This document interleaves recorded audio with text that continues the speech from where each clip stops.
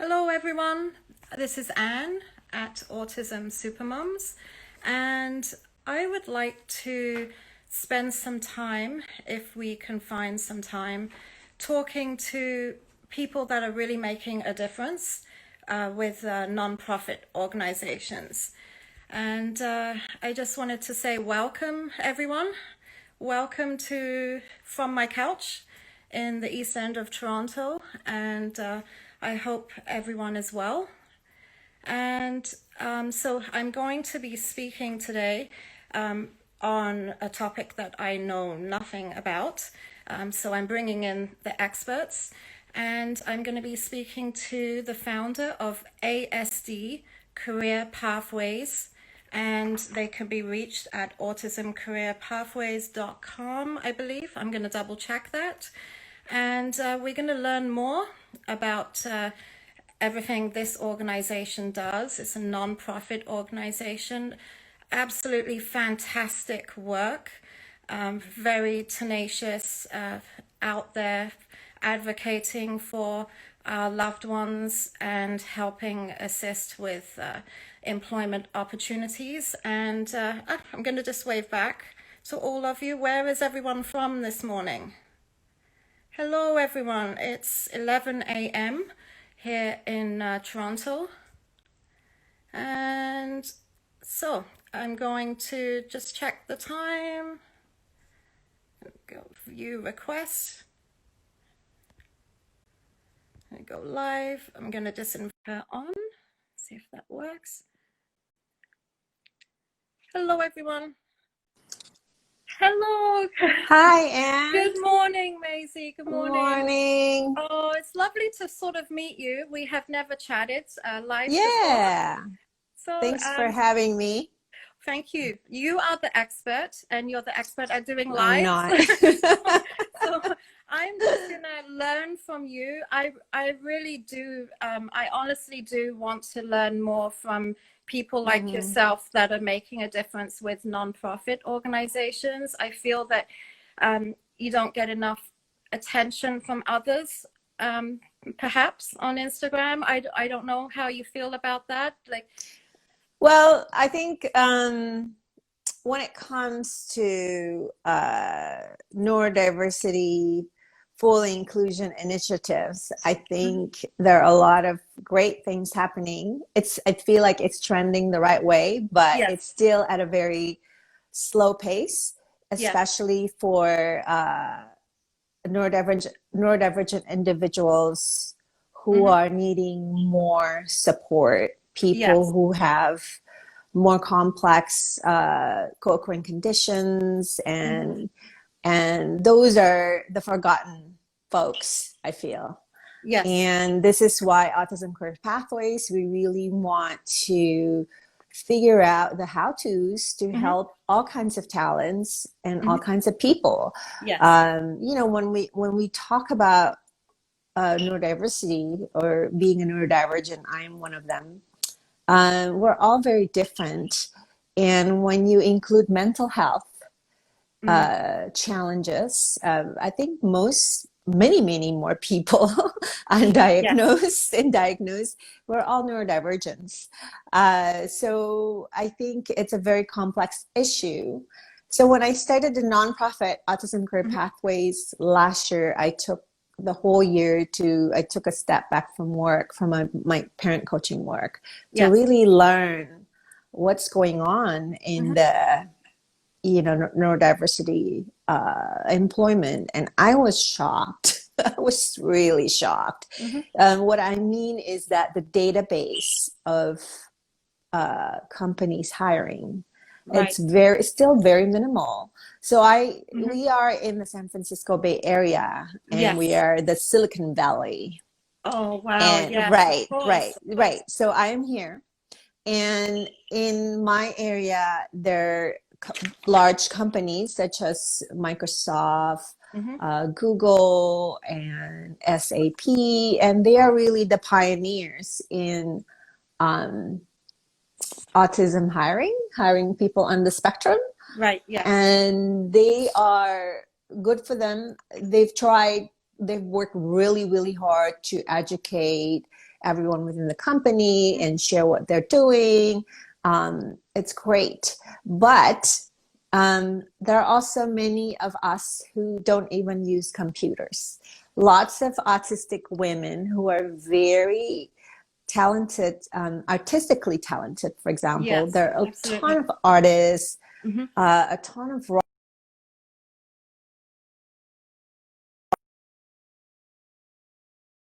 get a job. Oops.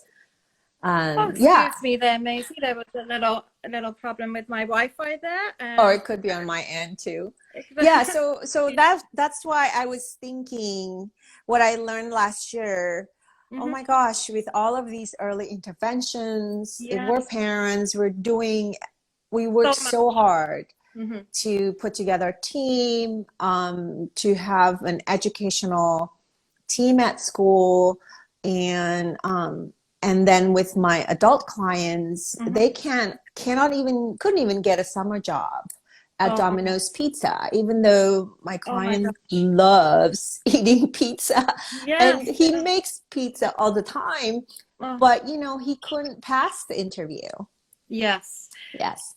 What are you finding are the common complaints or feedback that you're getting from autistics in terms of going through the interview process and looking for work? Are there things like common facts that exist? Of course. So the standard verbal Mm-hmm. interview, that's very, very hard for Yes. autistic people because it's unpredictable. And a Mm-hmm. lot of it, I think, the interviewer already has made his or her or their decision, like this person can fit into the company or this person can fit into this job within 5 minutes, Yes. because they read your confidence, they read Mm-hmm. your nonverbal Cues. communication, facial expressions, how you sell it.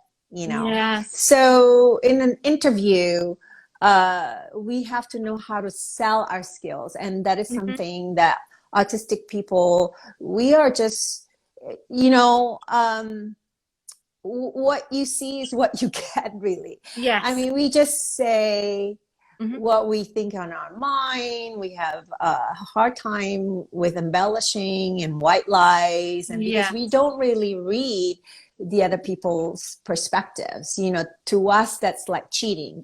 Yes. Yes. It It's like, does make sense. It makes so perfect sense. It's yes.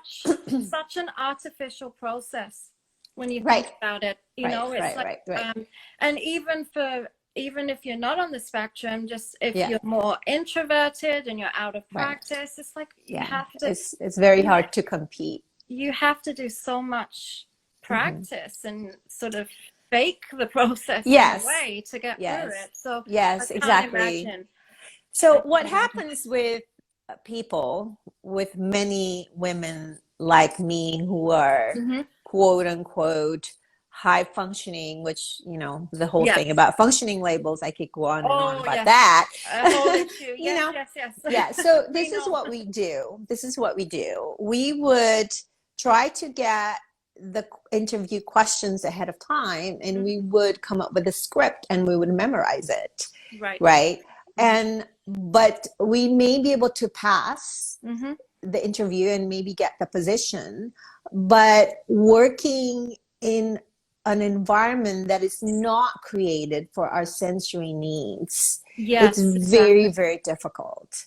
I was thinking about that Mm-hmm. just in terms of like lighting, for example, just Mm-hmm. so many different Noise, factors. yeah, the Yeah. pace. And I have a sensory processing disorder and Mm-hmm. central auditory processing disorder, so I cannot multitask Yes. very well. So Yes. if I'm in a meeting Mm-hmm. in person or through Zoom, Mm-hmm. I cannot listen and Yes. take notes, for example. Two Mm-hmm. things, it's very difficult for me, It's too much. Mm-hmm. Yes, if I'm given something lengthy to read, I have to read it over and over again, Right. because Right. my mind thinks in bullet points. Mm-hmm. you know. So, Yes, you had me nervous there, and I went and dropped my papers because I was thinking, oh my gosh, I have to stick to like the questions that we had discussed, and I'm thinking, oh my gosh, if I do it out of order, it's gonna no, be it's fine. I painful. just need, yeah, I You just know. need a framework. If you give Yes. me a framework, and this is also tips Mm-hmm. for you know, business owners or employment specialists. Mm-hmm. I think that if you provide the framework or the outline, then it helps us to really fill in the blanks. And Right. the way we fill in the blanks, it's really incredible. You know, Mm-hmm. I've talked to many other autistic people, interviewing them on their career journeys. They are incredible. They're so talented, Yes, you know. absolutely. Yeah, so I feel my Absolutely. conclusion last year was that, well, the world is missing out in the big Mm-hmm. deal. You know, the world is Missing. not ready Oh, for and neurodivergent people, right? it's the statistics are very depressing, aren't Right, they? But right, you are right. the most optimistic person. I Really, am. Rosie, you very much are. I Like try. you are, like you have done so much, so many different projects. You train people, you coach parents. So it's Yeah. not just about helping autistics find employment with others, but it's also helping them launch their dreams and follow their passions and launch their businesses. Like, how are you able? Like, how many projects have you been doing recently, and how are you able to do it So, all? yeah, unfortunately, because of COVID, a Mm-hmm. couple of our projects earlier this year to celebrate World Autism Month were canceled. We Yes. had a huge Autism Goes to Work Career Expo here in the Bay Area, and I Oh, had wow. autistic. I wanted to create an event Mm-hmm. to really educate and share our community Mm-hmm. and own business owners, small business owners here in my area. And I had autistic people flying in from Ireland, from like Oh, Indonesia, where I came from. And I had these beautiful art pieces flown mm-hmm. in from Iran, from Oh it's like my from word. all over the world. Oh my But of word. course, Yeah. the event was Mm. canceled. All the art pieces were stuck in the inside the venue. Oh. Like literally, we put them up, and the next day, boom, everything Oh. shut down. That was in April. Oh my gosh, You what a know, nightmare. it Nightmare. was the nightmare. And but you know, but this year I've made a lot of connection, and Hmm. you are Autism Supermoms. You know, we have connected. So in that ways, I think the networking and the learning process has been really good. Yes, My projects, I have many projects. I know. So I, So where do I I start? I get flustered because I have papers with all your projects, but it's better just hearing from you. Then. Well, we finally got our tax exemption paperwork Yes. from the state. So now I think we can accept donations, do fundraisings, and also do apply for grants. Perfect. So yeah, so we applied for a grant to do an autistic-led Hmm. online career mentoring classes for Oh, autistic wow. neurodivergent youth and Wow. young adults Yes. age 12 to 21. Oh, as young as we 12. That's well, we got to get fantastic. them in. Yeah, My son yeah. is 12. We have to start the process early as possible. So when I Hmm. was thinking of writing a different kind of curriculum that's Hmm. strength-based, person-centered, and growth mindset Hmm. focus for businesses and employment specialists, and also for parents of older Hmm. kids like teens and young adults, I started Yes. writing the curriculum, and I just realized I cannot write for this age group without changing the narrative for Hmm. little ones, because the process of really discovering and embracing who you are Right. really starts from day one. Yes. And it's a process, it's a journey. It's really a process. That's It, right. it's a long journey for many as well. Yes, yes, yes. It's like an onion. You have to Mm-hmm. peel it layer by layer. Yes. And I think so next year I'm gonna be juggling Mm-hmm. two groups of projects. If we get the grant, we'll know by the end of January. We will hustle to put Oh, together this yeah. autistic led team Mm-hmm. to help me teach these online classes in English, Mandarin, and also in Spanish. So this Wow. project, if we get it, is to help Mm-hmm. underserved families in Yes. California. But I think what comes out of that would be a template, a Yes. curriculum to help parents from all over the world. Mm-hmm. And I just feel like I'm feeling the pressure of we need a better kinds of training and curriculum that we could just put on a platform somewhere and people from all over the world Yes. can access. Yes. And Autism Career Pathways, we really want to build an online video Mm-hmm. library resource. So this is just another project down the road where Yes. we actually show people businesses, Mm-hmm. small to medium-sized businesses, the how to Mm-hmm. screen and hire and really support a neurodivergent person Perfect. within their spot. I'm talking about the Mm-hmm. bakery down the street, Yes, absolutely. your Mm-hmm. dry cleaners, your Your gas your gift station. shop. Yeah, exactly. There's The so much. Mm-hmm. printing company. There's so many great ideas, but I think people don't know what they don't know.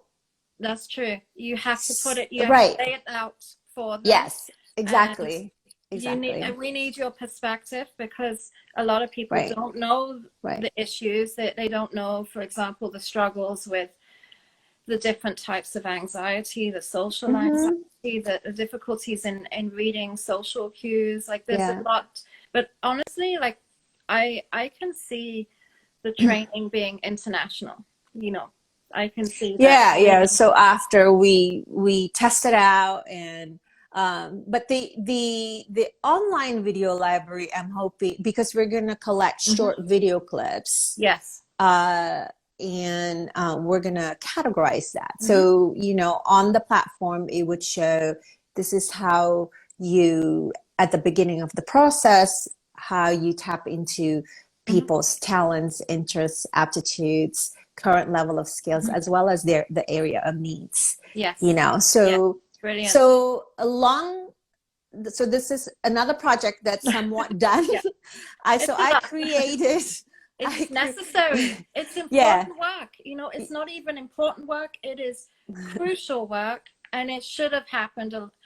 Like it's just astounding to me. We're in 2020, and there's still so Hmm. much to be done Yes, to get to a point where there are equal opportunities for everyone. Like exactly. everyone has something to offer. Everyone has Right. certain, there is so many skills that are left undiscovered, and Hmm. and it's just getting the right supports and the connections. Yeah, I'm sorry. Yeah, so I was just saying I Mhm. created an all activity based career assessment tool. Yes. Now, So that's how? done. I'm so sorry. Oh, go ahead and take a moment there. I'm just so basically, I just wanted to go back to the beginning. Hmm. Like you had a little quote there that you said, if you had not discovered that you were autistic, you would not be doing this at all. Yes. So I it would be seriously just staying and living in Indonesia. And when I finished my education, I would just go home and just do whatever was expected of me, yes. over there, whatever that may be. Probably just doing the same things Yeah. every day. And now Yeah. look at you. You chose like a public life. Was this a surprise to you how it caught on and became such an international Well, I haven't done anything yet. All I've done is just really being candid about my journey Yes. as a person Mm-hmm. first, and being able to share my reflection of my upbringing, Mm-hmm. how I was very fortunate to have a mom who really, I think she sensed I was a little different. Mm-hmm. And she, well, when I was a little girl, we didn't have any therapies or any clinicians who could Mm-hmm. diagnose even ADHD at that time and so on. Wow. But I hung on to the memory of my mom spending time with me every Yeah. day after work, helping Mm-hmm. me to teaching me how to read. The math thing was hopeless, Mm-hmm. because now I know I have a number dyslexia, dyscalculia, which is why anything with Yes. number Yeah. concept, I still can't do it very, very well.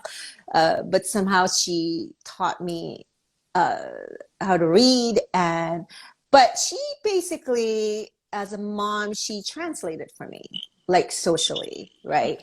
And she also told me, if you don't know something, just ask. Just Mm-hmm. ask and keep asking until you figure it out. Yes. So that actually has really helped me, because Mm-hmm. I am not shy to ask. I I don't was gonna care. you you don't appear to have you don't appear to have any like social anxiety. I do. You do? Actually, I do. I do. Interesting. Wow. It's very interesting. Yeah. So this is when I came out publicly to my friends and family. It was very interesting because I actually included social situations Mm-hmm. and people who knew me since I was a little girl would like nod their heads and say, okay, yeah, no wonder. So Mm-hmm. for example, like there's social situations, if it's a lot of people, I can't sustain it for very long. Right. Right. Yes. So I could do it for a Mm-hmm. certain amount of time, and then I just crash. It's the same thing like driving. I can Yes. drive, but Yeah. because I'm sensitive to light, Mm-hmm. and just that you have to multitask when you drive. Really, It's a you have lot of to pay focus. attention Mm-hmm. to where you're going. I get lost every time. Like Oh my I word. go Yeah. to, like, it's just so strange. My son makes fun of me, like, "Mommy, how can you get lost on your way home?" I'm like, well, I was not paying attention, like, and then when I drive, when I have to do home visits to visit my client, I would need like 3-4 days to decompress. Yeah. That's the thing. The social situation is Mm-hmm. like that too, Yeah. right? So I would just need to leave in the middle of social Mm-hmm. situations to just decompress and Yeah. regroup. Yeah, and I think my mom Mm-hmm. never really like label me, and actually my Mm-hmm. parents never really bribed me or really made me feel bad Mm-hmm. because I struggle. And that was really important, because what the way I was raised gave me the ability, Mm-hmm. the belief in myself that I can overcome. So, Mm-hmm. I used to Important. say, yeah, Right. I used to say to my clients, Mm-hmm. don't let autism define you. I Yes. don't say that anymore because it does Mm-hmm. define me. Yes, it is. It is who you are. You can. Yes. It's not like a jacket that you remove. It is. Yes, exactly. Yeah. um. So like Yeah. just to try and understand. So when in social situations, so Mm-hmm. you're very much being yourself. Yeah. But it's just that the amount of effort that it takes, and then so Yeah. when you say Maisie that you crashed, what does that mean? Like I not just, a not a meltdown, but like a no, I just have to mini check out. shutdown. I have to check out. I have to switch off my brain, and I have to allow myself to not say anything anymore, Yes. because it's not like what people don't understand Mm-hmm. as a neurodivergent. It's not Right. just speaking. Right. right? The process of contributing in a conversation, for example. First of all, you have to care to be there. Yeah. Right? So if We it's don't like all have that. strangers or, And yeah, that's not even your fault, because like it could be like something that's very kind of just not really interesting. yeah, right. So the interest, so it's very strange because I can do a public presentation, which I do on autism, because here's the other thing for parents. You've got to find your children's special interests. Yes, find a So, passion. yes, so exactly. So for me, actually, I love sports, believe it or not. And my dad contributed in that because he would let me watch sports. Like we Wow. watch boxing. I have memories of watching Muhammad Ali and all these Oh, wow. Amazing. badminton, made like all these ever since I was a little girl. Yeah. So this obsession stays with me until today. Yes. I'm obsessed with American football and basketball, and it's very interesting that I can remember numbers and statistics when it comes to sports. Oh, wow. Yeah. Yes, and of course that's a great icebreaker whenever I meet new dads to work with. Yes. And they could be in the other side of the world, but if I knew like what their so that special interest, whatever that may be, it's very, very important to nurture since the kids are young. It doesn't mean you have to play the sports, but you just share your interests with your children, right? And not dismiss it, and really like praise what you see coming up.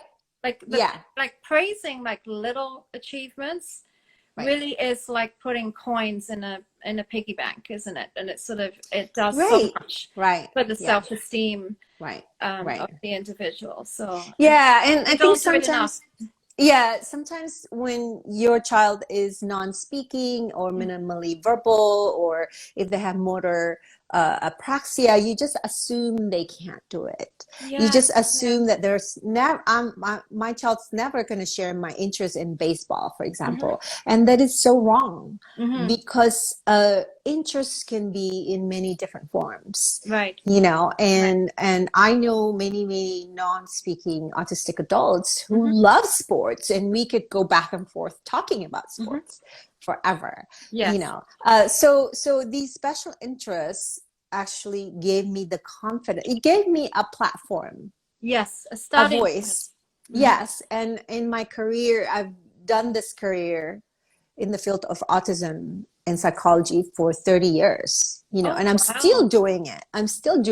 Wow. So so my special interests are psychology, autism, and sports. And I just keep learning when it comes to, of course, the latest one is the neurodiversity paradigm, and what's going on and developing curriculum. But outside of my special interests, it's not easy for me. So it's actually our group of friends who are people who we have to, like, we go out and hang out with. This is where the awkwardness comes in. Yes.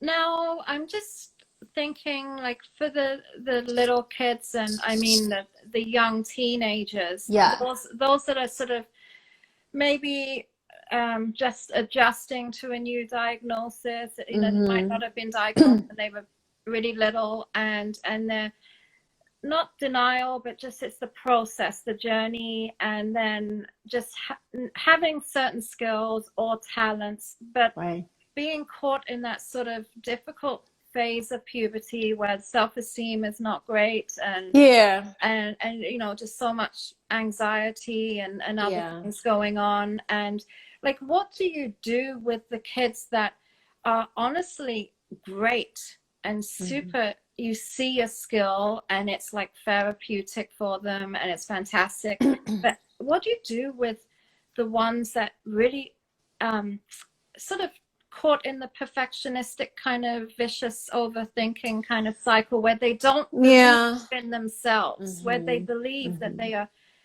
where they put down their work. Yeah. And like, Yeah. how do you work with that? And Yeah. So when it comes to really owning yourself, that means owning your challenges as well as your owning strengths. or your strength, right? So a lot of I think most autistic people, because their mind is built differently, and this mind is built not for this world, Right. and you can't really remove the sensory stimuli Yes. in the world. It's always going to be there. So Yeah. I think for parents, it's really important when I say throw normal out the window, but really figure out what is your new normal, right? Yes. So for young people who are used to feeling like I'm gonna fail, or you know, it's like my best is not good enough. It's hurtful. So when I think teens and young adults and older people, they have a long history of that feeling of failing, you know, and it's tough. It's very tough. It's very tough. debilitating at Yeah, times too. yeah, exactly. So what I would suggest to all parents is don't focus on the problem. It's easy to focus on the problem because you want to fix it. When you're a parent, you see your child struggle, your heart just breaks and you want to fix it. And you can't. You can't, because this person is a different person, and their failures actually, it's don't take it personally as a parent, because it's part of their journey. What I suggest to parent is really, if you see your child struggle, I would have a conversation. Let's just take a step back, put this on the shelf, whatever that may be. Let's just figure out, let's come up with something totally different that you might enjoy. You know, so exploring different ways, whether it's like hobbies, like going to new places, or planning something new, that's really helpful. If you have kids who have ADHD tendencies, that's very interesting. Like, that's what I have. Percentage, isn't it, as well? Yes. It's Isn't that just an interesting one? It's very interesting. Yeah, very interesting.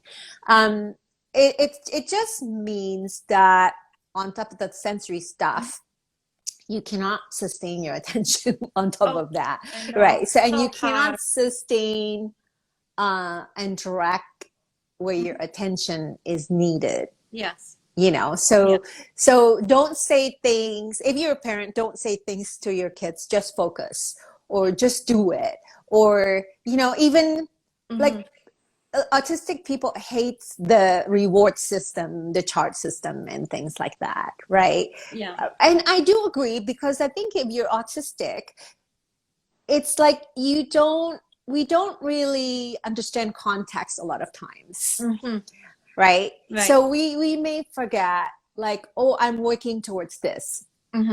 Right? So if you have a neurotypical child, I think the reward chart, chore chart is awesome, you know. But for an autistic person, especially if this person is more impacted by sensories, they don't keep track of things very, very well, you know. So I think, so I think you have to be careful, because the things that are motivated for us is different. Because we struggle so much just trying to cope, trying to, you know, do our best in expectations, and a lot of times we fall short, and it gets to the point when your child says, I don't care. They may not say it, but they may, like, just their actions, like, I don't care. I'm never gonna get there. It's so heartbreaking.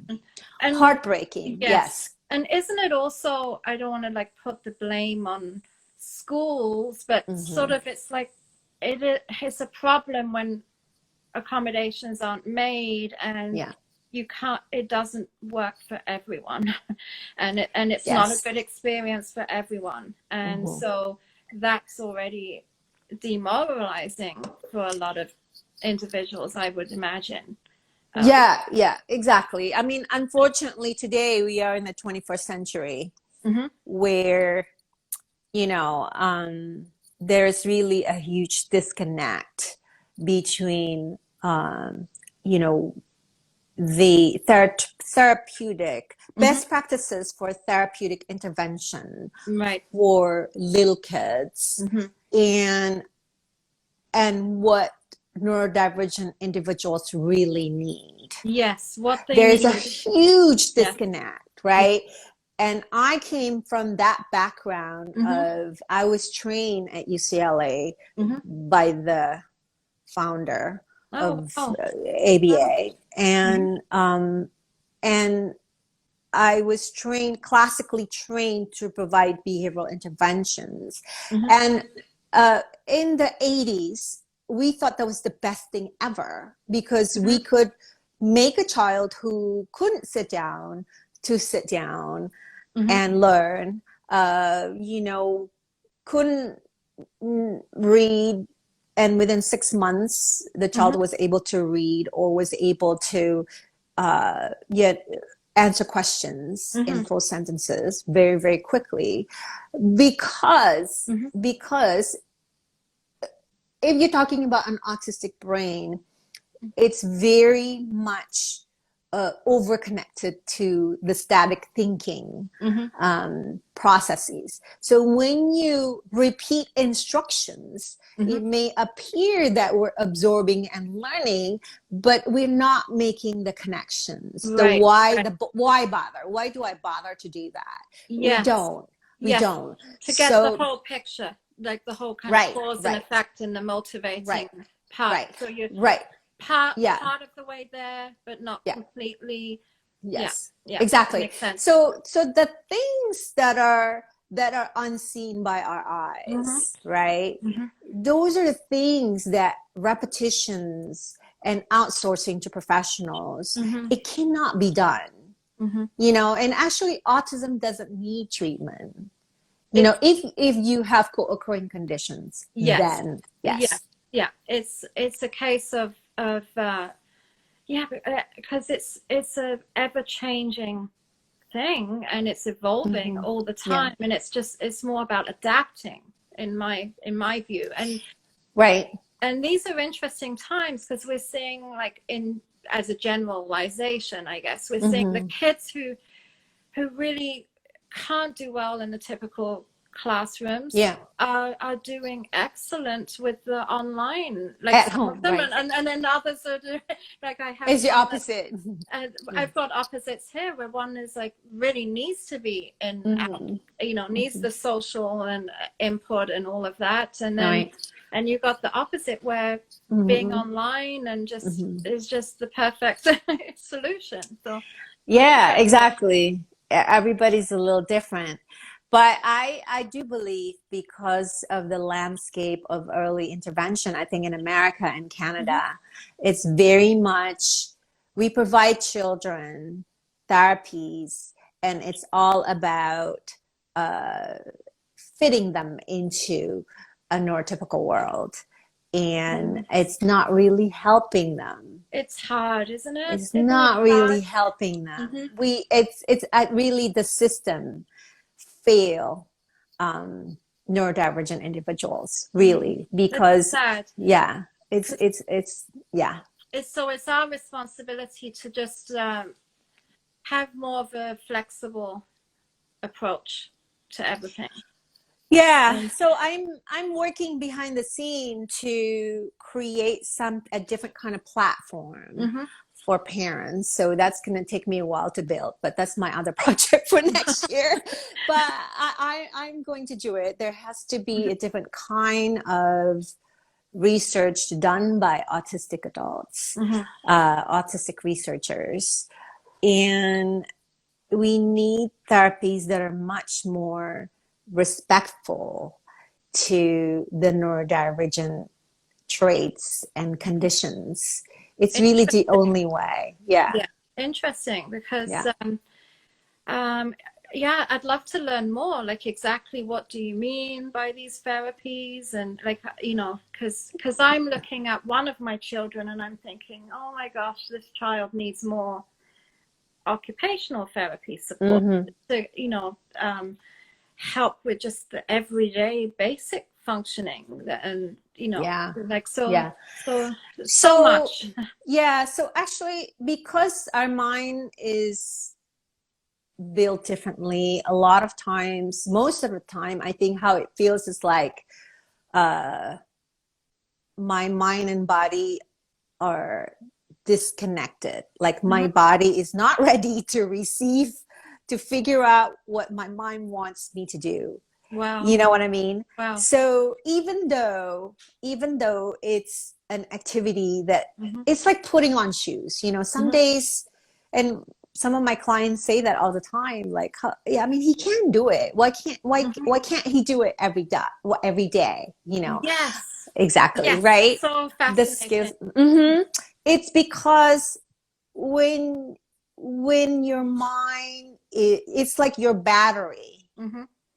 level varies every Fluctuate. day, right? Mm-hmm. So there are days, for example, when I wake up in the morning and I know it's not going to be a good day because I Oh, could feel it, you know. yeah. And this is Oh, how the kids feel it, mm-hmm. except I can change my day to help me regulate better and Mm-hmm. function, you know, and little kids can't do that. That's Little it. kids can't say, oh, I can't look at the computer screen because I'm having a headache, for Mm-hmm. example. They can't do So, that, right? So mm-hmm. it's just that it's unfortunate. So what I tell parents is this: make sure your job as a parent is to partner up with your child and make Mm-hmm. sure that your child can do the activity. Yes. If your child can do the activity, then if some days your child cannot do it, Mm-hmm. then you want to encourage, but you want to take like a good enough, a different Mm-hmm. kind of good enough, Yeah. right? So Interesting. so you have to set expectations. Mm-hmm. So I tell parents, please set expectations. Mm-hmm. Expectations are needed, Yes. Yes. to build in that sense of I can do this. I've Mm-hmm. done this before, Mm-hmm. whatever that may be, whether Yeah. it's cooking dinner or whatever. It could be as Mm-hmm. simple. And it's very important for parents to just leave them to doing it in their own way, even Mm-hmm. though it's not perfect, even though it's messy, because they need the memory of I did it. Mm-hmm. You know, it wasn't perfect, so next time I'm going to do it differently, Mm. right? So Interesting. second, Yeah. yes. Don't So you that's feel mhm. like as a society we are a little bit just stuck on the sort of nitpicking and criticizing Right. things, and it's about like your advice that you were saying earlier, Mm-hmm. and I was just thinking in terms of behavior, Mm-hmm. it's really a hard thing, but it helps, and it helps me to try and sort of not remove myself, but not take things so personally, because Right. a That's lot of right. times it isn't personal, you know. It's not. It's just because our mind is built differently. Mm-hmm. So so for kids who have motor difficulties, Mm-hmm. right? That's why they tend to be up and down in terms of their ability Mm-hmm. to complete something, to do something successfully, Yes. because the Yes. muscle memory Mm-hmm. takes longer to develop, you know. But Yeah. don't just practice. Start with one goal and Practice, that's it. practice. Just practice, Mm-hmm. practice, practice, practice until you see that they're doing it Mm-hmm. quicker. That it just becomes part of you, you know. And just like when you're first learning how to drive or how to Mm-hmm. scuba dive, it was a lot of the steps. You just practice, practice, practice, It's overwhelming, right? right? It's Yeah, but overwhelming. it just takes time. Mm-hmm. It takes time. But you know, young people really need the memory of I've tried it, I've done it. You know, it's not, and tell them Mm-hmm. fail a lot. I'm going to fail with you. And it's okay. It's Yeah, okay not to. Yes. And I was thinking, like, when you were talking, honestly, I was thinking about things like apraxia, and yeah, how um, kids, when they're little, they kind of get judged by the relatives if they appear really messy as eaters. Yeah. And thinking, you know, we underestimate how, for some, that like so many connections going on between the brain and muscles, and how if something's just slightly, I don't want to say not connected, but there are, you know, like delays that are biological, that make neurological connections, that just, you know, things that take more practice and take longer, and that's okay. It is what it is. It is what it is, and you can't change the mind. You can certainly help your loved ones to pick and choose which strategy works best. So another thing that I tell parents is like, you know, you pay all this money, you know, to pay for occupational therapists, for speech therapy, for feeding specialists, for physical therapists. So all these things, you know, I think as I can understand that, because I've gone down that rabbit hole as well, thinking, oh, maybe that this will help, or this seems logical, so I'm going to spend money to do that. But at the end of the day, if it doesn't make sense for our children, you know, when I say it doesn't make sense, is that if they don't see the point, or if you do that exercise or whatever the recommendation, if it doesn't make them feel better, you know, it's not going to stick. Right. You know, so yes, because there's a place for certain therapies, but I see it as it has to have a chance of positive outcomes, and it has to be the right fit for the person. Exactly. So that, you know, I understand what you're trying to say. It is. It's a very case by case basis. It's very case by case.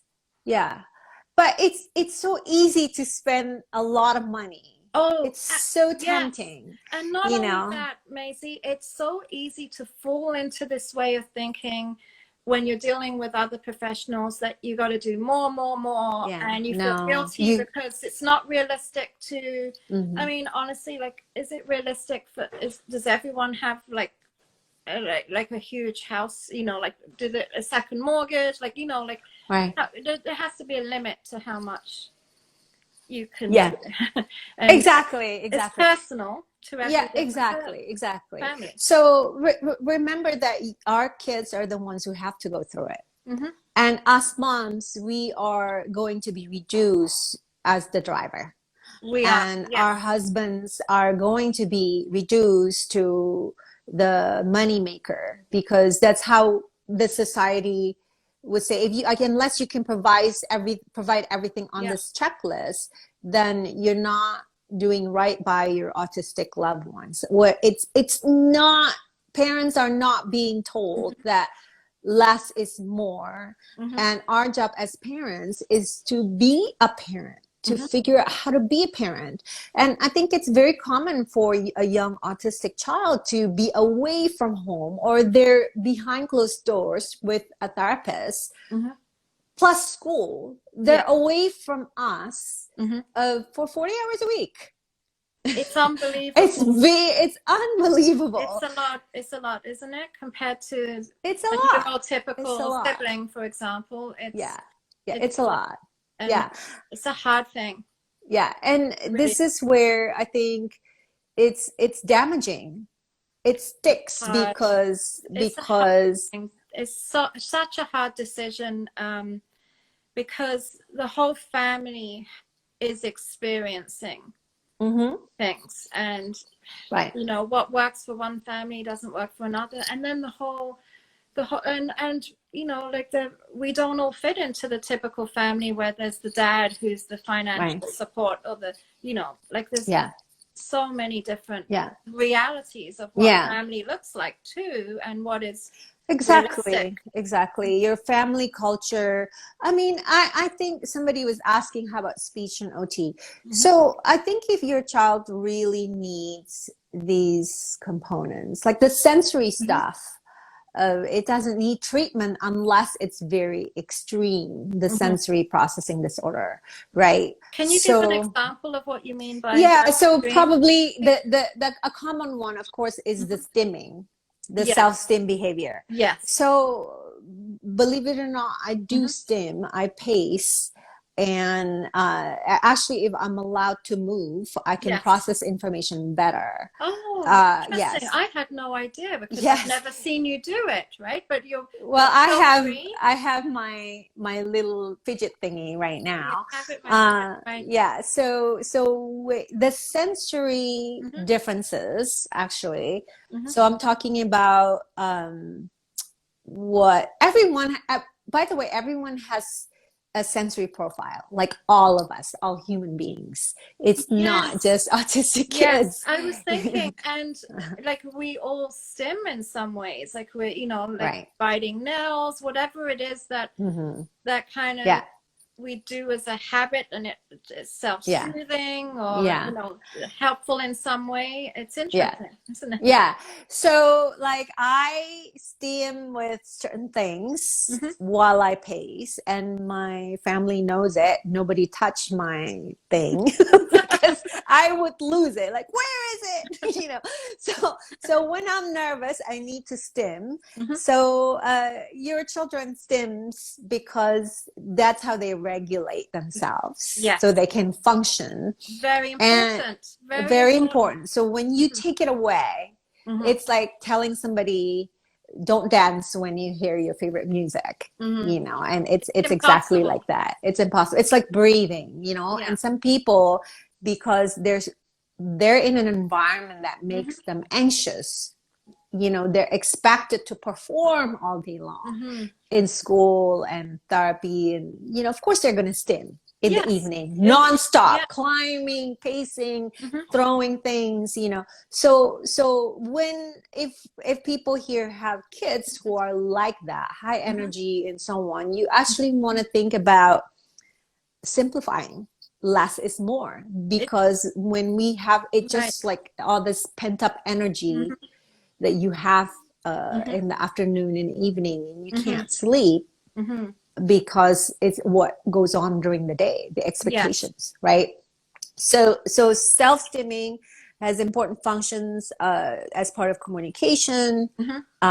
to self-regulate, Mhm. and many important functions. Yeah. And it doesn't need Mhm. therapy.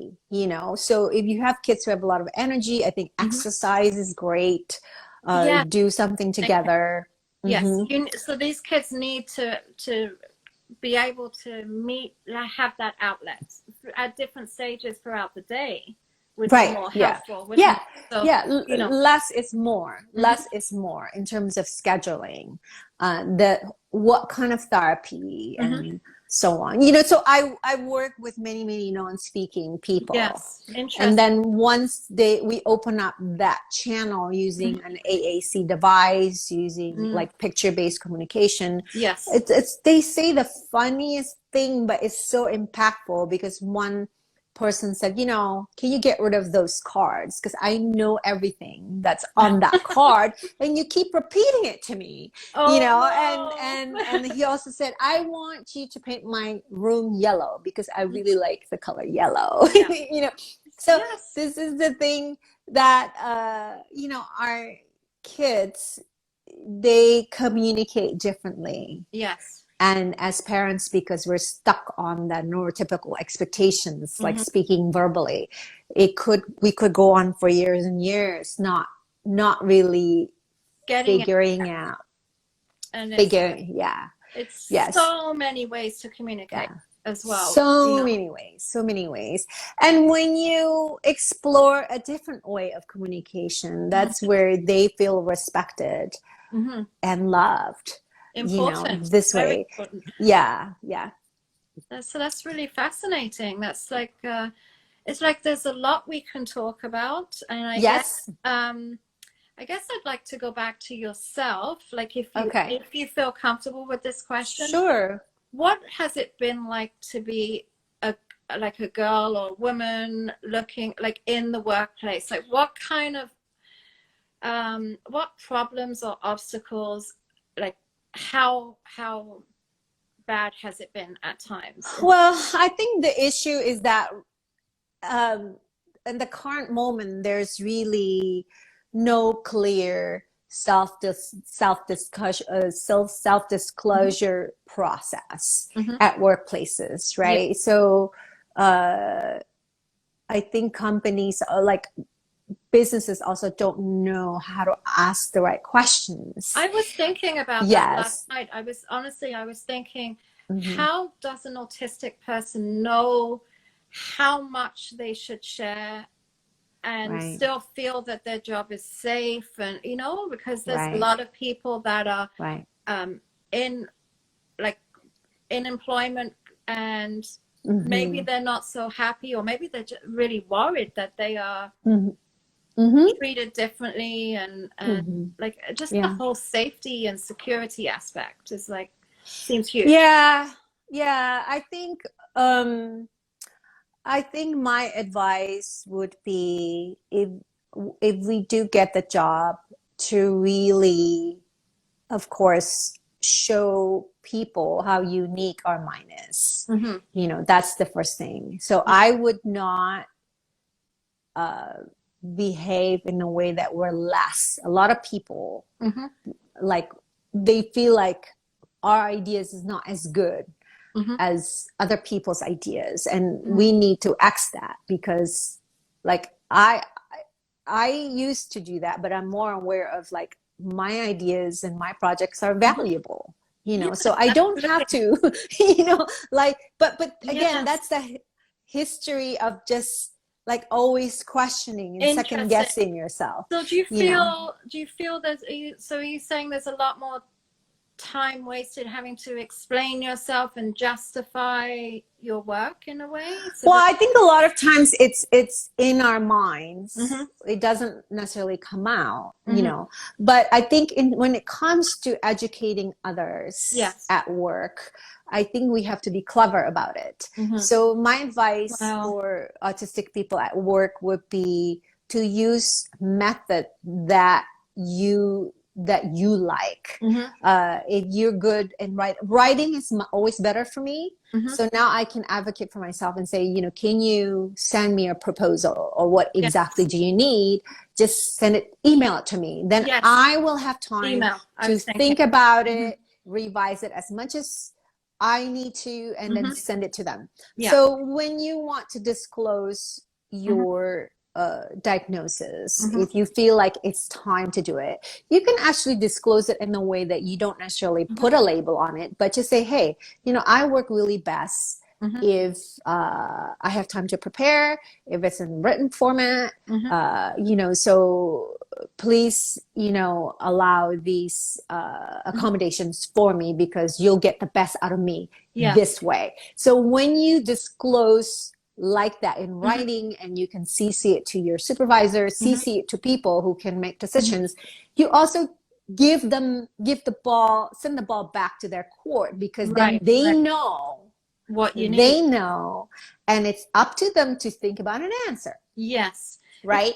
Yes, because I would imagine that if you disclose that you need these little sensory breaks, and like they would have to meet that need, would they not? Like, of course, I don't know anything about you know, employment laws and things like that, but no, but I think when you just come out and say, oh, let's say you just have a job, and then you say, oh, I'm autistic, you know, so I'm gonna need some sensory accommodations. You're making the other person, you know, get caught off guard, and then that's where things unravel, you know, where of course you want to. So my advice would be to show them your worth, show your confidence, and also show that you are proactive. Yes. When you initiate this, you're giving them ideas, and you're inviting them to be proactive back, right? So this is how you can share your authentic self. And the same for, I see there are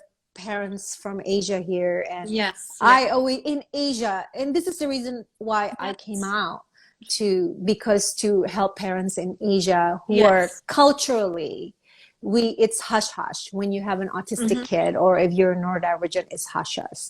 You know, we don't help our kids that way. You know, in the long run, we don't. Yes, there are quite a few countries still like that, where They're all very sort of, much. Right. yeah, like just different cultures altogether. Right. And I Right. guess it's going to take, do you see that evolving with time, Maisie? Or